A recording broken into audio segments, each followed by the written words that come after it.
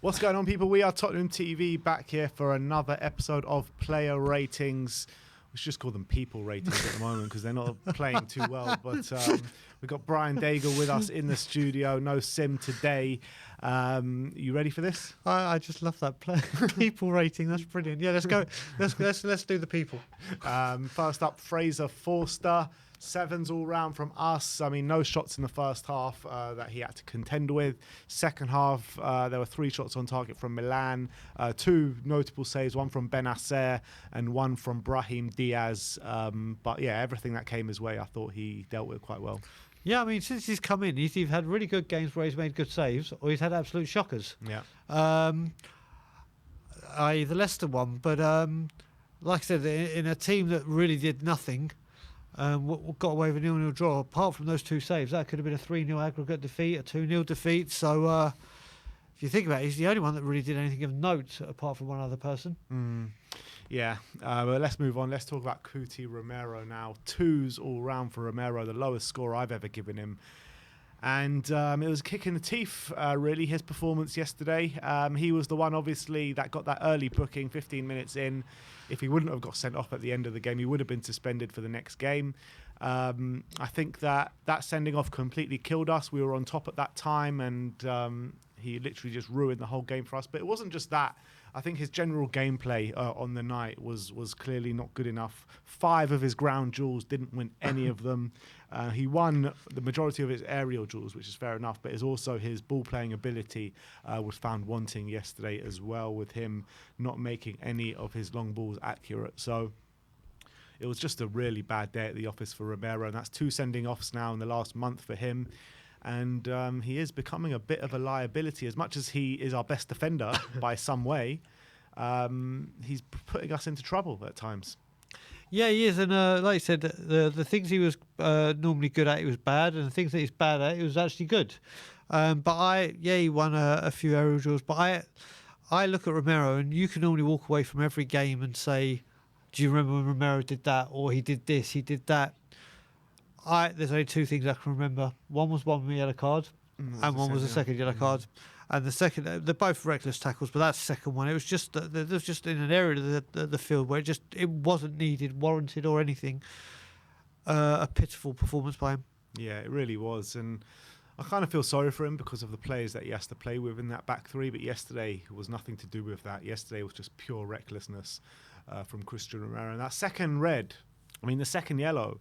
I don't get why you do that. Like, what is the need for that? There's no need for it whatsoever. He's going nowhere. He's in an area of the pitch where we were nicely covered, and he just goes and lunges in for completely no reason. But look, let's move on. Let's talk about Clement Longley. Brian gives him a 6. I gave him a 5. Another one who got booked in the first half, where you're thinking if we did get through, he would have been suspended as well. Imagine if we would have got through and Romero and Longley would have been out. The back 3 but Dyer would have been back, so we're all good. Yeah, Dyer, Davis and Sanchez would have been our back 3. But I thought Longley was better than Romero on the day. He was better at than in the ground duels. He won 3 of his 6 ground duels. 3 of his 5 long balls were accurate as well. So I think he did well in that aspect. But what can I say? He was okay, but he wasn't great. Yeah, when I gave him the 6, I completely forgot about him giving the yellow card, which I would have knocked him down to a 5. But the only reason I would have given him the 6 is, like I said, he was better than Romero, which wasn't exactly hard. But when you look at this, it was a game where we needed to attack and score and not concede. And let's face it, we didn't concede. We didn't concede. So the defenders did their job, so to speak. So I'm going to stick with my 5. A 6. Stick with your 6 or your 5? 6. Sticking with my 6. 6. Yeah, next up, Ben Davis. Brian gives him a 6. I gave him a 5. Again, I thought he dealt with pretty much everything that came his way. To be honest, I thought he actually was quite nervy in the early stages of the game, but once he grew into the game, I thought he performed quite well.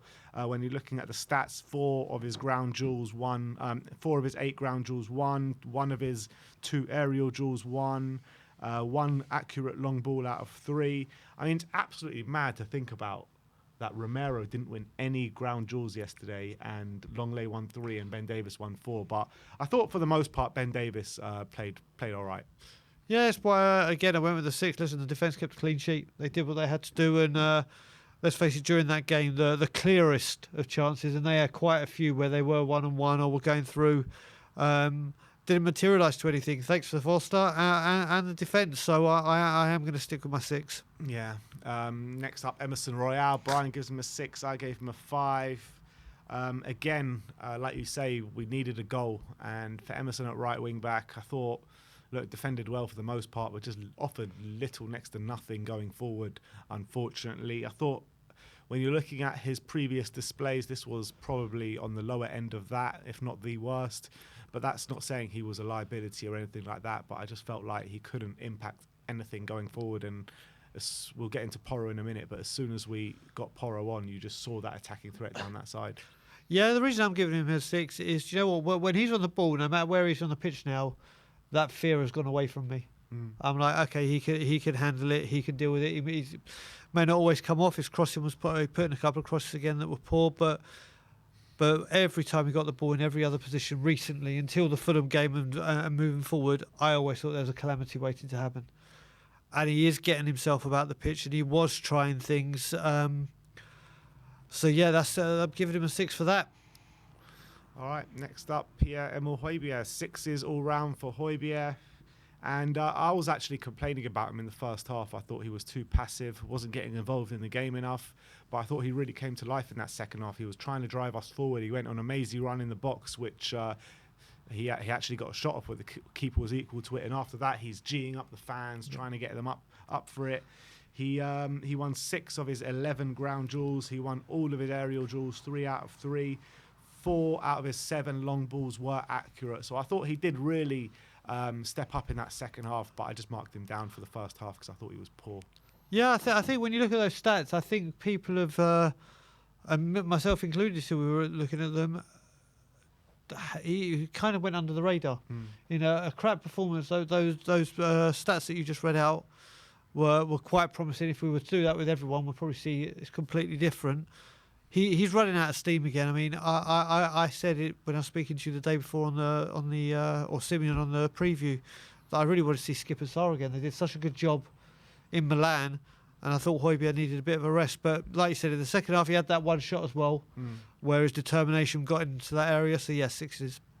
Next up, Ollie Skipp, his midfield partner, 7s all round from us, and he's one of the only players on that football pitch that can come out of this game with his head held up high. He was Spurs' best player on the day, in my opinion, at it from the whole time he was on that pitch. And when you're looking at those stats, 8 ground duels, 1 out of 13, 1 aerial duel out of 2, 1 dribble completed, 1 long ball out of 2. I mean, he was really one that you could see that really wanted it yesterday, and unfortunately some of the players around him weren't of that kind of same mentality. Yeah, he's the one that stood out. Again, maybe it's because he's got the he's one of our own. Maybe he's now coming to a run of form like we saw when he got injured at Leicester last year. We saw that our best midfielder at the time was out, and he's showing again. Now he's had a run of form or run of games.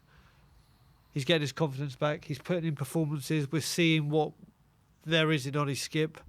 And like you said yesterday in your fan cam, he's the only one in these 4 games since Milan that you could say has walked off the pitch and you can say, do you know what, that man has put in a shift. That man has tried to do what he can. So there are only 2 people that gave 7 to, and I think yourself, him and Foster, and stand by it. Let's move on to Ivan Perisic. It's 2 from Brian, 3 from me. And look, I said it before the game, I didn't want to see him starting, and it pretty much panned out the way I expected, to be honest. He offered little, next to nothing down that left-hand side.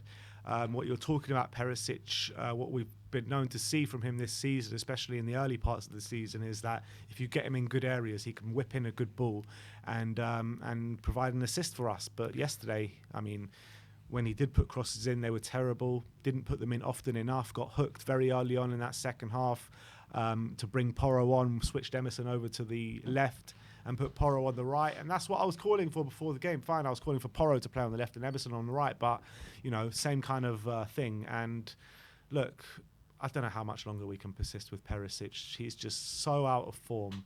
Can't get up and down the pitch. Not aggressive enough. and his crossing ability seemed to have diminished. So he's offering us little next to nothing at the moment. Yeah, well, you said he put one cross in. He put one. And Perisic was doing, 6, 7, 8 a game at the beginning of the season, at the beginning of the time. He is just, I've never seen, he's just nosedived his form, and I cannot remember a single thing of note. Like we're talking about Romero, I remember the red card or the yellow card. I can't remember a single thing apart from him being substituted. Him running off the pitch is the only thing I can remember from that game. It was awful game, awful. Yeah, but it's like what we've been seeing from him since the World Cup. It's just really. a decline. Since the World Cup. Let's move on to the front line now. Let's talk about Decky. Brian gives him a 4. I gave him a 3. And I'm really starting to worry about Kulusevski now, because he's been fit for a while now, and these poor performances keep following him around, to be honest. He's really struggling to take on his man at the moment. I thought Theo Hernandez had him in his back pocket. Couldn't get many good crosses in. I think he took 5 crosses on the day. Only one of them hit a Spurs man. I thought his crossing was absolutely terrible. A lot of them were just overhit over the top. And again, he's just not impacting games. And with the likes of Richarlison, Danjuma, even Lucas Moura waiting in the wings, when are they going to get their chance with these poor performances keep happening game after game? Yep. Completely agree with you. Like I said, he is just... You would have thought today when we really needed, or last night, sorry, when we really needed creativity, we really needed something, it would put a spring in his step, thinking, right, I need to be the man, I can do this. And you just got to look at, every time I see Kulusevski like this, I go back to the last game before the World Cup with Leeds, when Harry Kane's reverse ball and the way he set Bentancur up for the winner. That's prime Kulusevski. He didn't go to the World Cup. Yes, he had an injury. Maybe he's come back quick, but that extra spark in him has just gone. It's gone, and we need to find it very, very quickly. So I hate giving Kulusevski a 4. I don't think I've ever gone that low with him.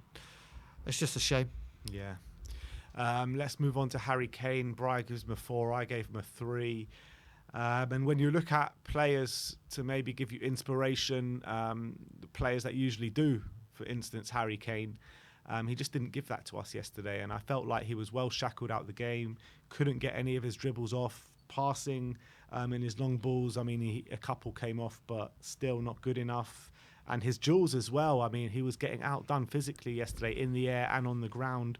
2 of his 8 ground duels he made successful. 2 of his 6 aerial duels he made successful. And not even Harry Kane could do it for us last night, and that tells you a whole story of the game. Yeah, I mean, the thing that's starting to get to me with Kane as well, especially in this run of form, is he's our current captain, he's the England captain, and I saw our sub Pedro Porro do this to try and G up the crowd and the players more than Harry Kane did in 90 minutes. And you're the captain, you lead by example. Just not a good performance. You had that one chance right near the end. When we had 10 but minutes. we had to wait till, the 93rd, 4th minute, apart from that deflected cross that you said, to get any involvement from him. And it's like you said, and you said it before, just that since the goal that broke the record, he's got that one goal against Chelsea, which was a tap-in, and I can't remember again. I think he's done it. It's just poor. It's just poor from our front line in general. Yeah, it really is. And I'm starting to think now, because did you see Harry Kane's interview after the game last night? Oh, he looked so dejected. He looked so dejected. He was talking about how the Sheffield United game has knocked the stuffing out of this team. But players like that, big players in our team like Højbjerg, Sonny, Kulusevski, Romero, they should have enough mentality about them to maybe not brush it off, but move past it and focus on other targets in hand, like that AC Milan game, like that Wolves game. We should not be dwelling on that Sheffield United game, as much as it hurt us so much, and the fans are still dwelling on it, and it's the fans' job to dwell on it. But the players on the pitch, they should be stepping up for the team, and they're not doing that at the moment. Well, I'll tell you one thing that I really noticed from that interview. I looked at the comments on Twitter, and there was a comment from there, I don't know who it was, and I couldn't agree with more. It said, do you know what, Tottenham Hotspur? Why don't you ever send one of the other cowards out to have an interview? And I thought about it, and it's like, yes, he's the captain, but you hear Gary Neville talking about it, and Roy Keane at Manchester United. When things were down, everyone would just cower away and go, no. So one of the Nevilles, the Keanes, whatever, will go up and say, all right, lads, I'll take it. give this man a rest. Well, I'll tell you something in the defence of that is that interview last night for Harry Kane. It's not like the club sent him out. That wasn't the case. It was during the mix zone. So what the mix zone is, they only have them in Champions League games. They don't have them in Premier League games. So it's journalists are waiting for these players to come out of the changing rooms and everything, and they just grab who and when. So that's when Richarlison got interviewed. It's the same kind of thing. So it wasn't like a planned interview like that. All right, so that part I take back then. But you can see where that person was coming from with because it's always him. And you could see even in the first part of it, he weren't even looking at the camera. He didn't want to give eye contact. Then he moved away and gave eye contact to the camera. We need him back quickly. If he doesn't get back and quick, top four is forget it. Yeah. Let's move on to the last of the first 11. Heung-min Son. Brian gives him a 4. I gave him a 3. Again, another lacklustre display from Heung-min Son on that pitch last night. I mean, I can't remember anything really he did to impact the game at all. I thought it was a really poor showing. I think he put in one free kick that led to great. Something. Yeah, that led to. Was that Harry Kane's? I think so. Yeah, that led to something. But again, it's. Listen, I didn't want to go on and give him lower than a 4 because then I get told I've got an agenda against him and everything. And I was just like, listen, the whole front line were as bad as each other. So you've gone 3s, I've gone 4s. Just again, another. I mean, I'm being serious now. For Forest, I want to see Danjuma and Richarlison in that 2 of that 3. I don't care who that. Right now, the other one's probably going to be Kane, but I couldn't care less who it was really. I just want to see some fresh ideas. And last but not least of the playing staff, Pedro Porro. Sim. Brian gives him a 6. I give him a 7. And look, I think the game changed when Pedro Porro came on. We were automatically on the front foot. He had some urgency about him. He was trying to spear the team forward. He was causing problems down that right-hand side, getting crosses in the box. Had a free kick. I was cool. I was like, if you let Harry Kane take this free kick, I'm done with you. And then he hits it in the wall. So obvious. Yeah, I know. Just like whatever. But I think Porro definitely added something extra to us when he came on. But when we were in the ascendancy, Romero gets sent off and ruins it all. So he had a good game. Him and Skippy and Forster do come out with their heads held high, but ultimately it wasn't enough. Yep. The only reason he's got a 6 from me was the length of time he was on. If he got an assist, came on 55 minutes. Yeah. Yeah, but this thing, I mean, Skipp and Foster, I think, obviously were there for the 90, and stood out for me. So that's the only reason he hasn't got a 7 was duration of time. But you could definitely tell after the shaky start in Leicester. You're starting to see shades of what he's capable of, and we knew he was the best. The reason we got him was for the attacking prowess, and we're seeing that there is something there in that. That Pedro Porro put in 4 successful crosses yesterday. Yep. Emerson and Perisic combined put in 0. Like, how is that even possible? 2 players that start the game. One of them is renowned for his crossing. Yep.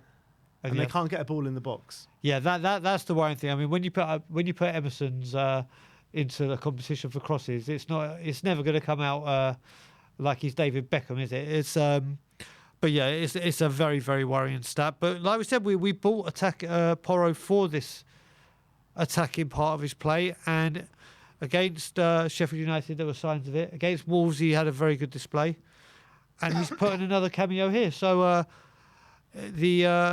it's looking more rosy where he's concerned, isn't it? And last but not least, Antonio Conte. 2s all round for Conte. Where am I going to start with Antonio? I mean, I thought in terms of the starting 11, I thought Porro should have started instead of Perisic. I said that before the game, and that's the way it panned out. But I could understand why he did start Perisic because of his crossing ability, albeit he's not showing that. But on a one-off game, you never know. He can produce that, which he didn't. Porro came on, made a difference. That was a good change from Conte early in that second half. But it's just same story over and over again. We come out, slow out the traps. I don't get how Conte didn't get this team up for it from the first minute of the game. Go for their throats, get that early goal, level it up as soon as possible, get this place bouncing. And if you get that place bouncing earlier, we get that early goal, we go on to win that game. I'm certain of it. I really am. But Didn't do that. First half happened. Second half comes, more of the same. He makes the change to impact the game, so fair enough to him doing that. And we were on top, looked like we were going to score. But then Romero does what Romero does, and really as the detriment to the team and the detriment to the game. And Conte couldn't really find a way around it after that. It was always going to be a massive uphill battle playing against 10 men with Milan, just sitting back and waiting for us to attack them. But when you're looking at it, the outlook of the season now, Sheffield United, Nottingham Forest and Milan, we've gone out with a whimper in all 3 competitions. You've got to put that down to the manager, unfortunately. And like I've said many a time now, if you don't want to be here, then just go, man. And that's just the facts of the matter. Yeah, I mean, what I'd add on that is, obviously you mentioned about getting them pumped up for the game, and it's the last 16 of the Champions League, and it's a big game. And you got to remember, AC Milan is probably one of Antonio Conte's biggest rivals through his playing and managing career in Italy. Like, this Milan game means a lot more to him because obviously the Italian and where he's... That should have been enough ammunition, just let alone Champions League, Tottenham going further. And it was just a whimper, a pure and utter whimper. And when you look at it, you just expect a man that's won so much. And he said in his press conference, when his first thing he said is, I dominate. We ain't dominating shit. Yeah. Apart from, we're dominating boredom. Yeah. And it was just another lacklustre performance. And like you said, there's so many rumours flying around today, and there will be for the rest of the season. If you're not going to stay, if you don't want to stay, just go. Just go and just end this. At least, listen, you go, we are still here. Exactly. And the next manager and the next manager. So if you don't want to commit to us, if you don't want to commit to leave you, if you don't want to commit to the players, just go. And it's like there's been this like kind of aura about Conte where he seems to be doing us a favour by being here, right? Yep. But right now it's doing nobody any favours. You're just sticking around and let's get the record straight. As much as I want Conte to stay, as much as I would love for him to sign that 3-year contract or whatever it may be, the current state of play right now, if this is what it's going to fester to, if it's going to keep going like this way, the way it's going, it's best for all parties if you just go, because it's not helping anyone. That's the facts of the matter. I agree with every single word. There's nothing more I can say to it. Every single word, whether it's sign the contract, if you do, sign or go. It's as simple as that. And I don't think I'm afraid to say I think it's only the latter now. It's only the latter. So go. But that is our player ratings for the 0-0 against Milan, crashing out the Champions League. Second tournament we crashed out in the space of a week or 2 weeks, whatever it may be. And we move. We move to the season being over. That's what we move to. But thank you everyone for watching us today. Like, subscribe and comment. And as always, come on.